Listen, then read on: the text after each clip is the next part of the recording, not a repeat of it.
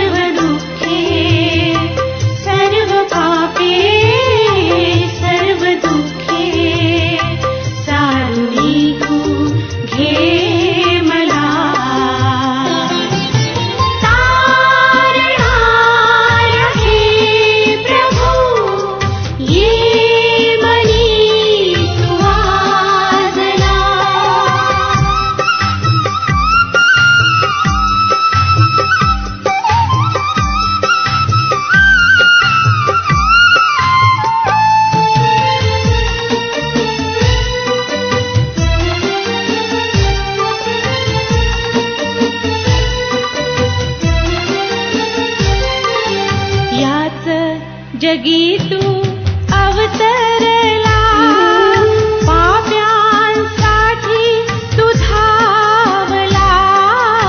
याच जगी तू अवतरला, पाप्यांसाठी तू धावला।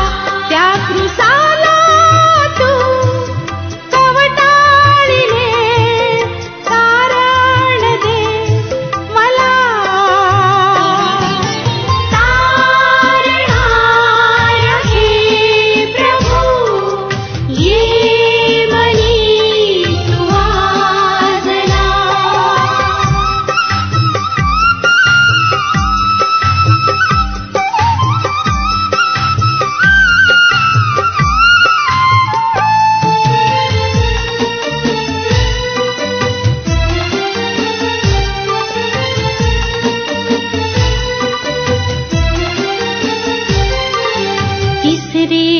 दिवशी प्रभात समयी धुंड उखडली थडक्यावरुनी तिसरे।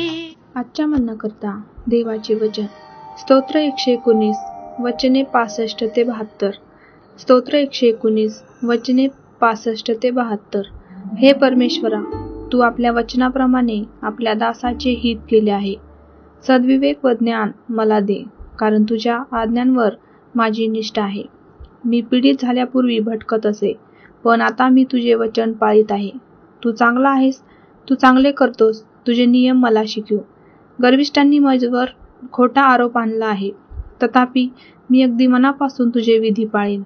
त्यांचे मन कठीण झाले आहे, मी तर तुझ्या शास्त्रात रमून गेलो आहे।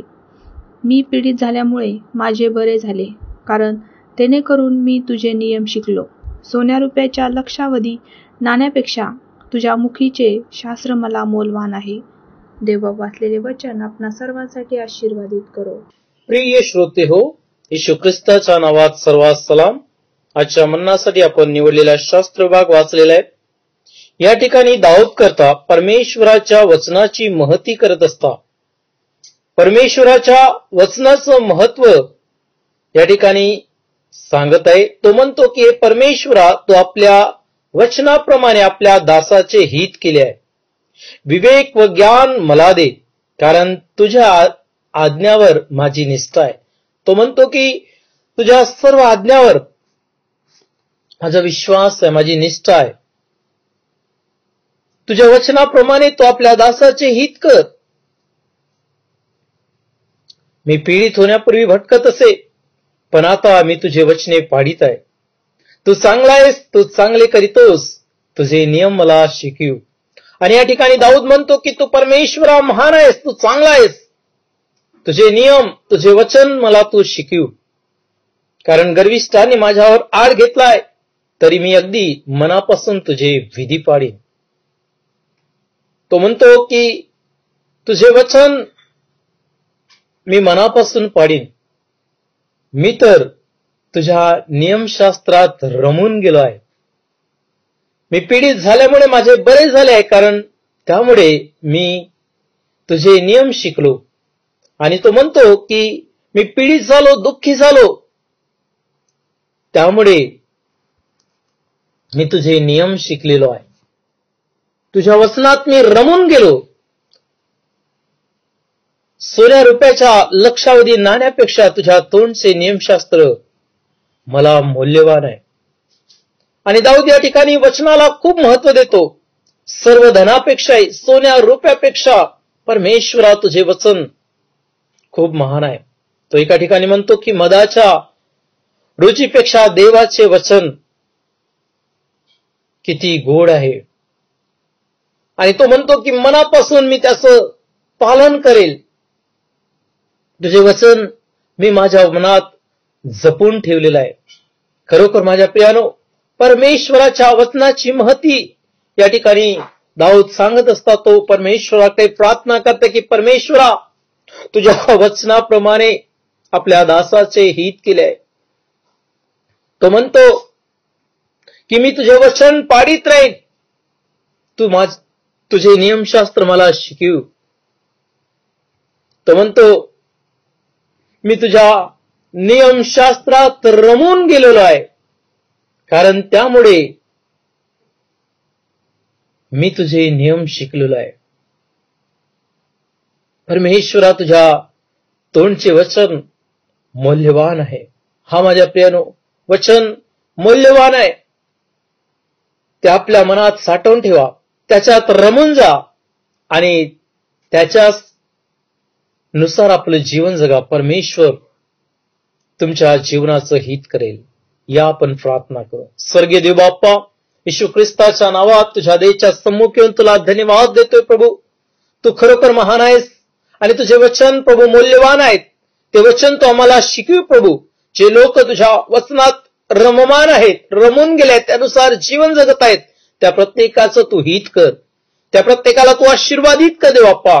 आणि प्रत्येकास तुझ्या वचनानुसार जगण्यासाठी, तुझ्या वचनानुसार चालण्यासाठी, तुझे वचन आपल्या मनात जपून ठेवण्यासाठी परमेश्वरा तुझी विपुल कृपा प्रत्येकावरती तू दे.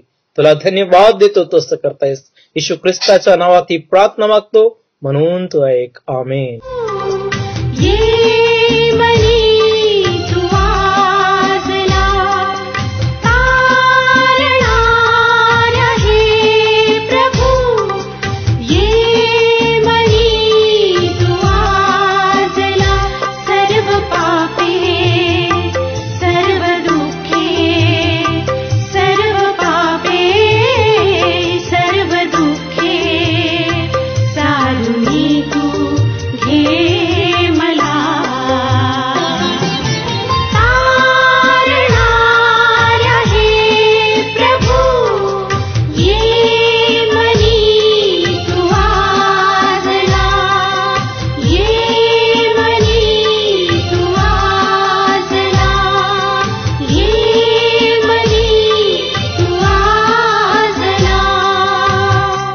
मागा म्हणजे तुम्हास दिले जाईल, शोधा म्हणजे तुम्हास सापडेल, ठोका म्हणजे तुमच्यासाठी उघडले जाईल. आमचा टोल फ्री नंबर 1-800-2700-333.